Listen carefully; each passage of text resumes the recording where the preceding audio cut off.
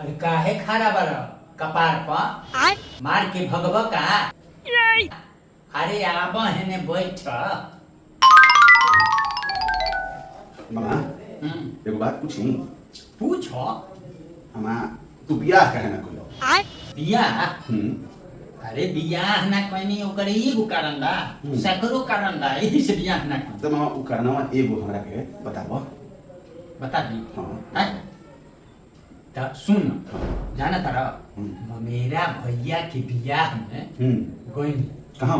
उनका ससुराल। अच्छा बारात में ससुराली गइलो? बारात में ससुराली गइनी। हां भौजी के एगो बहिन रहे। हां तो हमरा पसंद आ गई। माने कि तार मेरा भाई के साली तारा पसंद आ गई।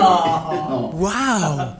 तब तब का भइल कि उ लोग के साथे साथे हमहू कोहबर वाला घरवा में घुस गइल। माने तू कोबरो में घुस गइलो? हां दूल्हा के साथे साथे? हां भाई। अरे बाप रे, तब का हुआ मां?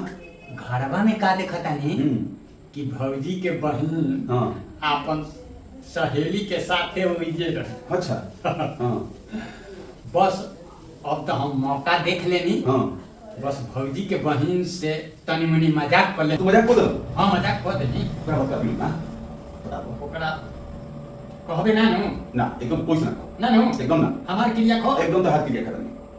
ओकरा बाद तो पूछ मत रे बबुआ।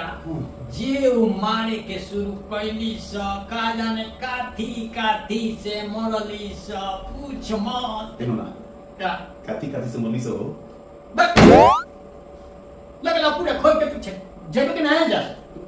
बताओ चल बता कल ले बताओ मामा। चल साहब पूछबे कर आई बनन चनाक में।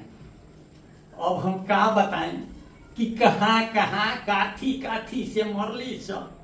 जब पुरवैया चलेला तब कहाँ बथेला हम बता ना सकी।